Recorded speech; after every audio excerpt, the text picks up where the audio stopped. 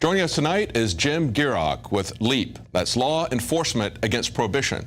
This is an organization of former law enforcement and prosecutors, and Jim was a prosecutor in Cook County, and that's in Chicago. He saw some of the worst of drug prohibition. As a matter of fact, he went from someone who believed in the war on drugs to someone who saw the adverse consequences in terms of corruption and violence and futility. Of course, it hasn't helped anyone to get off of drugs. All it has done is destroyed this country. So tonight we want to talk to him about what's going on both in Chicago with renewed violence there, as well as what no one is talking about, and that is the source of the violence in Central and South America, that people are fleeing as they're coming to this country.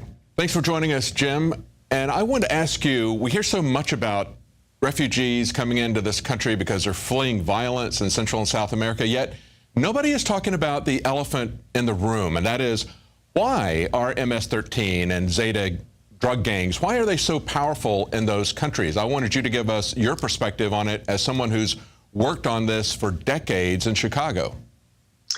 Well, it's hard for people in governmental power and in the news media to call for the legalization of drugs. Everyone knows that the war on drugs doesn't work, but it's a big jump to go from there to say that we need to abandon prohibition, the Al Capone paradigm, and put in place control and regulation of drugs through a system of legalization. Throughout the world, we are all saddled by the same prohibition laws because the United Nations has a treaty that requires that we prohibit all recreational drugs. And the enemy really is this beast right here. This is the 1961 Single Convention on Narcotic Drugs that requires every drug from heroin to marijuana to be outlawed and to provide criminal penalties and the deprivation of liberty for anyone who violates those treaties.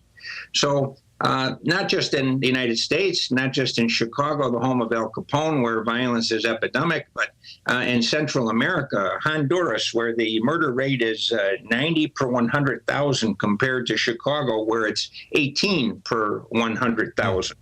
So these Central American states, the violence is horrendously worse than it is here in Chicago, even though I think it's epidemic. Over the July 4th weekend, we had 82 people shot in 84 hours. Now, there was an uptick in the violence there and the shootings. You've said before when you've been on the show that 80% of the shootings in Chicago were related to drug gang competition, fighting it out for turf wars.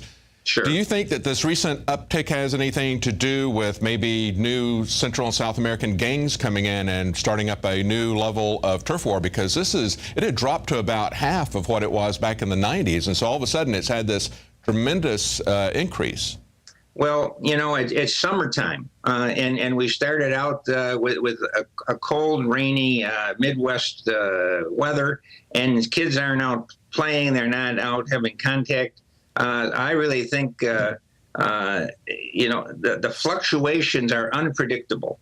But the only thing that is predictable for sure is that if you have prohibition in place, you're going to have gang violence. Chicago, we have 200,000 gang members.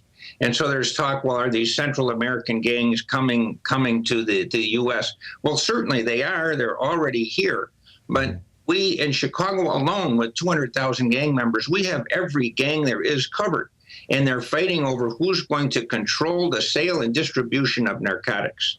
And the reason that they gravitate to that is because when you put prohibition in place, you make something that grows on a plant the most valuable commodity on the face of the earth, so that it causes the very thing that we're trying to prevent. Not just do we have more drugs, which we seize by the ton, evidencing how poor the drug policy works, but the epidemic violence, the gun problem. So you mentioned that the powers that be aren't discussing the real cause. Well, it's easier to talk about guns. People get shot with guns, so let's ban guns. Let's restrict guns. I'm in favor of gun control that's reasonable and closing some of the loopholes that exist.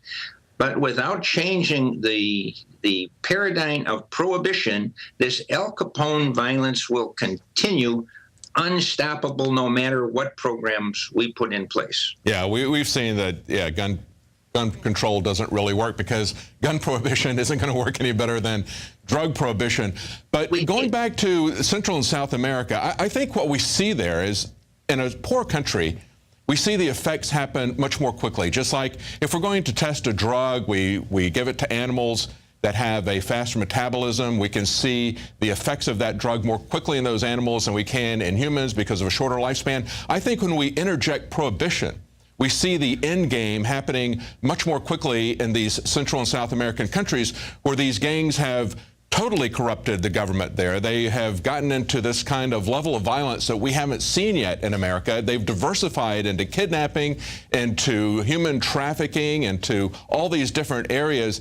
But it all started because they were given a monopoly on drugs, drug sales. And of course, we also were pulling that into America in terms of demand.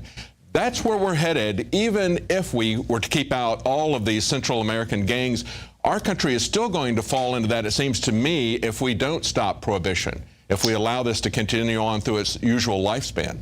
You know, there are two elements that come into play. One is the economics of prohibition, where people want something, you outlaw it, and now the price goes astronomically high. Generally, they say there's a 5,000% markup in the price of drugs. But if you take that and you couple it with human nature, which includes, unfortunately, greed, and then you take these substances that we're outlawing, that many of them which have an addictive quality, and you put those things together, it's a Molotov cocktail against the public health, safety, and welfare. And as I think here in just the few minutes that we have together, the single most important thing that we can do to stop this violence worldwide is to amend these United Nations drug prohibition treaties. And I've drafted an amendment that does that. You can find it at leap.cc. And on the first page of leap.cc, there's a link to these proposed treaty amendments that would eliminate the prohibition model, that would put in a health, human rights, and harm reduction type drug policy. It would reinvest the nations of the world with the power and the authority to put in place their own drug rules, not because one size fits all dictated by the United Nations, but because local officials are better able to put reasonable programs in place for the problems in that particular country. That's the point that the New York Times just made in their editorial over the weekend. It's just yesterday. They came out, the New York Times editorial board said, repeal prohibition again. And they drew parallels to alcohol prohibition, of course. Now, they did not draw parallels to the prohibition problems that we see in Central and South America, but they pointed out that we're seeing this grassroots movement coming up from the states, and yet at the top we see the federal government that is still persecuting people. We've seen many cases in the Midwest where they have medical marijuana. People have been following the state law, and yet the federal government will swoop in, shut down their operation, throw these people in jail for incredibly long period of times because they have these federal mandatory minimum sentences. And yet you're pointing out that even if we change it at the federal level, there's still going to be pressure from the UN. But what mechanism do they have at the UN to enforce that if we were to stop the federal troops from coming in, the DEA from going in and overriding state laws?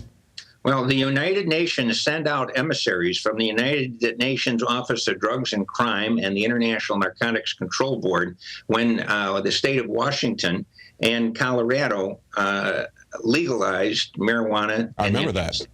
Yeah. They also dispatched emissaries to try and undo what was being done in Uruguay, the first country in the world to defy these silly United Nations prohibition treaties. Well, they're not silly because they're deadly. Mm-hmm. They're killing people around the world. They're putting more drugs everywhere. The drug prohibition worked so well that this last year in Vienna, at the Commission on Narcotic Drugs at the UN in Vienna, they reported that there were 100 new drugs created synthetically this last year in order to avoid the penalties contained in these prohibition-mandated treaties. And then the nations of the world passing these prohibition. If the drug didn't exist, you can't have outlawed it because it's new. And each year, it's accelerating the number of new synthetic drugs being created faster than they can add them to the UN prohibition list. Yeah, we didn't have this problem until they had prohibition. That's the same thing we saw during alcohol prohibition. We saw new and virulent strains of alcohol because that suited the black market. But we've only got about a minute left, Jim. Sure. In that minute, give us a take on your impression of what's happened in Colorado, Washington. Has that been a success or failure? In Colorado, they're anticipating $122 million in taxes that will be coming in by virtue of these sales. Instead of criminalizing people who are doing what's been done for eons, they're recognizing that it's better to control and regulate. The result is crime is down. Fewer juveniles being arrested. Everything you could hope for to come from a better drug policy is what's happening in Colorado. Washington is following shortly behind, and I'm sure that the success there will be equally as positive as in Colorado. Well, that's good news. We see people on both the left and the right understanding what the problem is. We see Rand Paul going around talking to the NAACP because, of course, this has disproportionately fallen on the black community in terms of incarceration rates, in terms of the punishments inflicted. You can very easily show that they get a disproportionate amount of the penalties from this. The racial discrimination implicit in drug prohibition is epidemic and evident everywhere, as evidenced best maybe by Michelle Alexander's book, The New Jim Crow. Thank you very much for joining us. Jim Gierach with LEAP.cc, that's the website, and you can see that UN proposed amendment that Jim told us about that's there. Support that operation and support our operation. Your subscription to Prison Planet TV can be shared with up to 11 other people at the same time. Of course, it keeps you abreast of the news, and it lets you share all of Alex Jones's documentaries with your friends, with your family, to keep them informed and to keep yourself informed. We're here every weekday night, 7 Central, 8 p.m. Eastern. We'll see you tomorrow night.